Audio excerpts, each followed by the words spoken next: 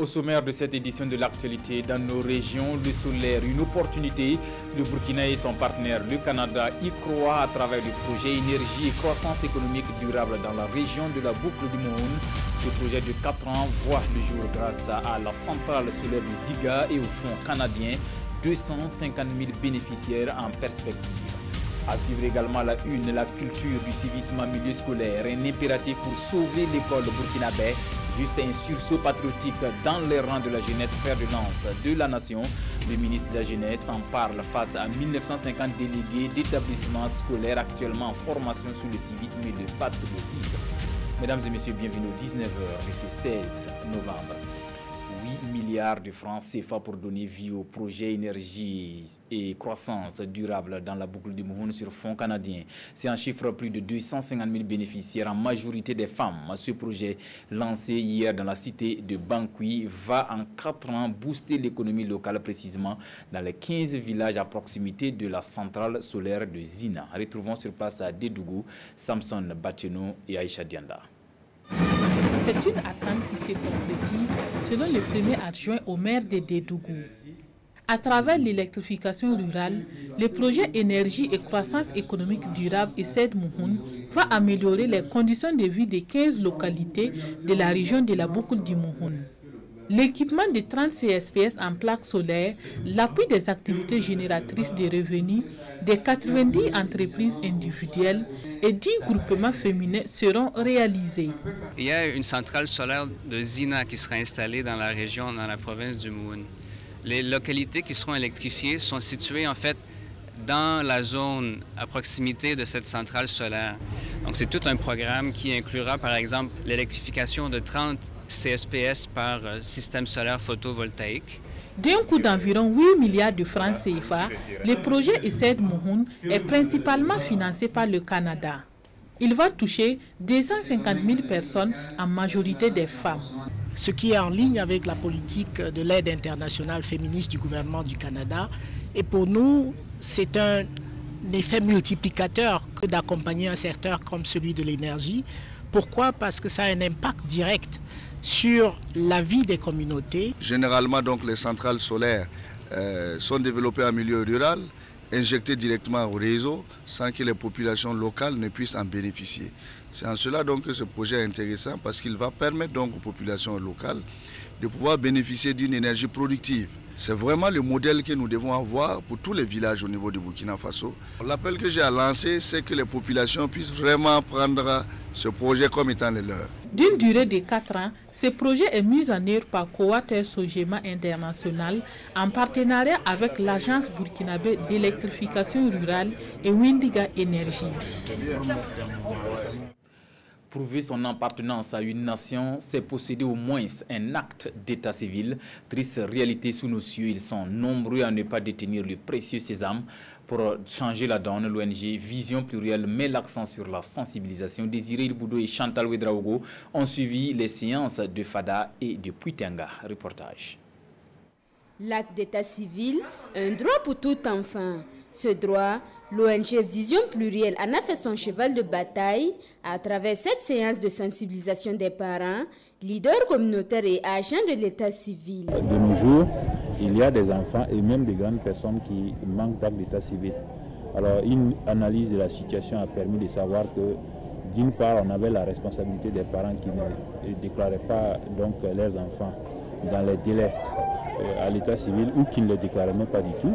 Et quelque part aussi, on s'est rendu compte que, par exemple, on a trouvé certains officiers de l'état civil qui exigeaient des déclarants des papiers qu'ils ne pouvaient pas manifestement présenter. Du coup, donc, le processus de déclaration était bloqué à ce niveau. Nous avons montré aux uns et aux autres, d'abord, au plan personnel, l'intérêt qu'on a de déclarer un enfant à la naissance. Ensuite, nous avons dit qu'au-delà de l'intérêt, c'est une obligation. Dès qu'un enfant naît, il faut le déclarer à l'état civil.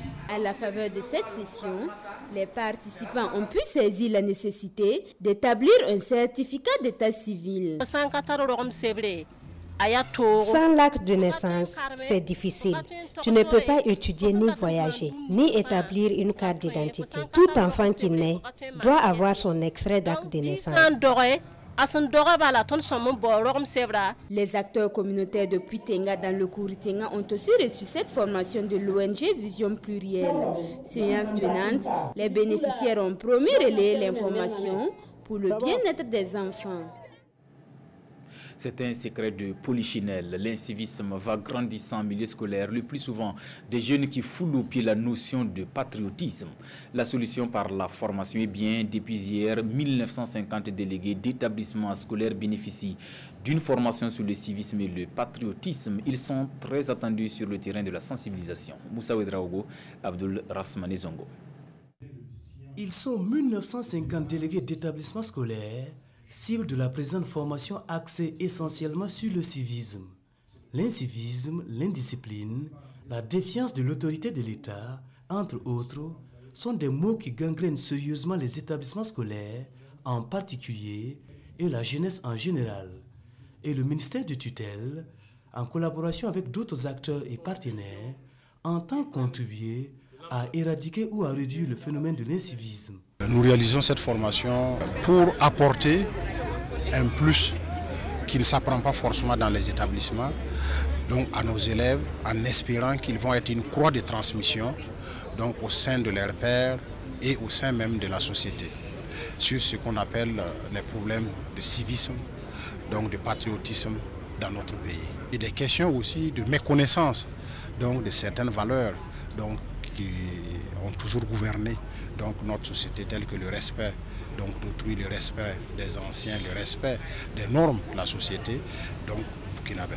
Toute chose qui, d'une part, apportera un plus en matière de résultats scolaires et d'éducation, et d'autre part, participera à un meilleur développement du Burkina Faso.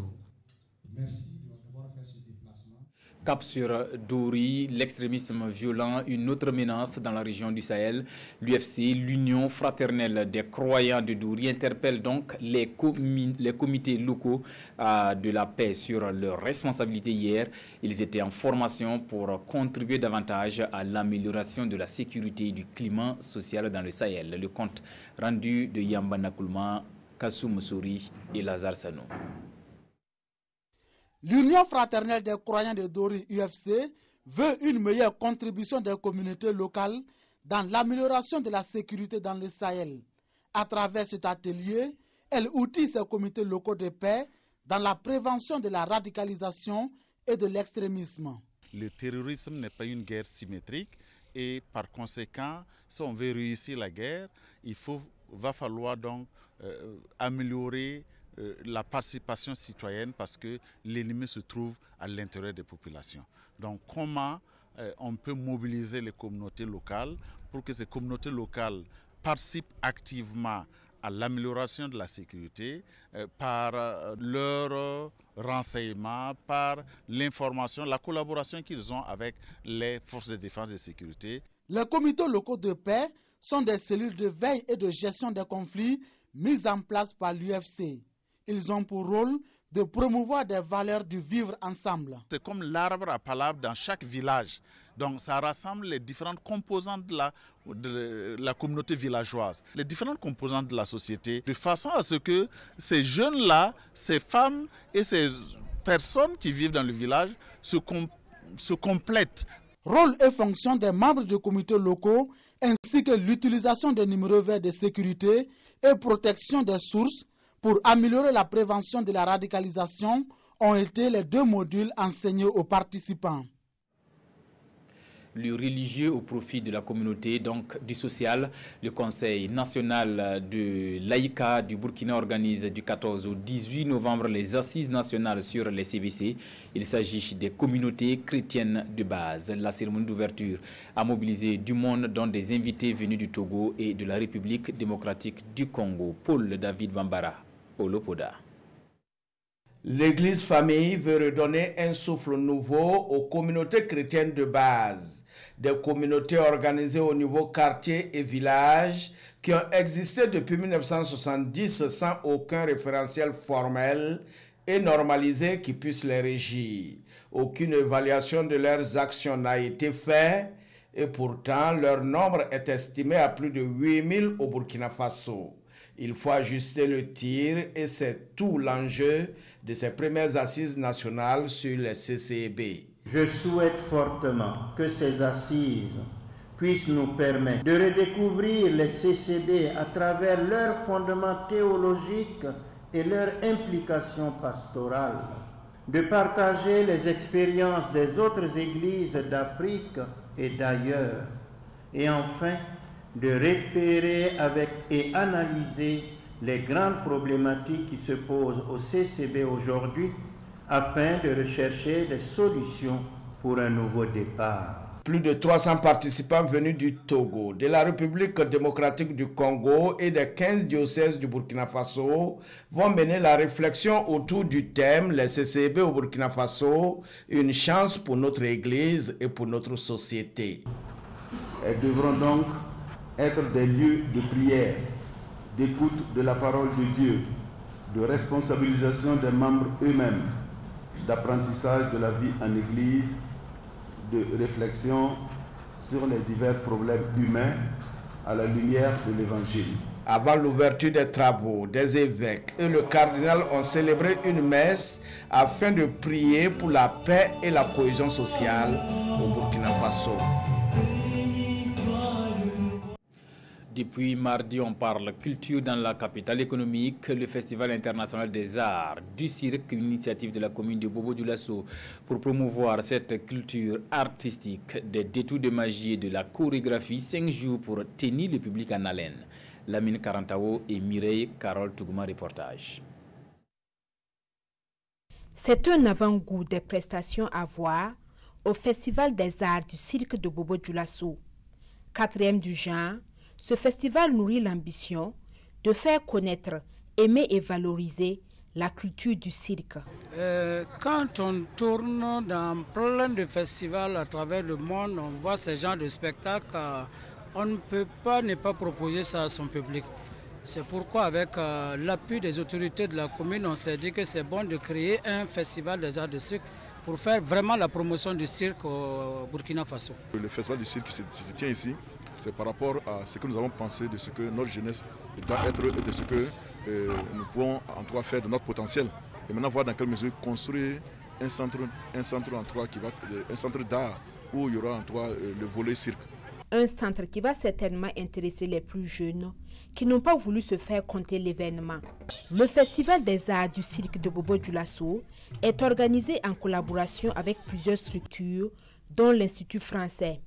Les spectacles se déroulent sur plusieurs sites avec des prestations d'artistes venus de la France, du Mali, de la Côte d'Ivoire et du Burkina Faso.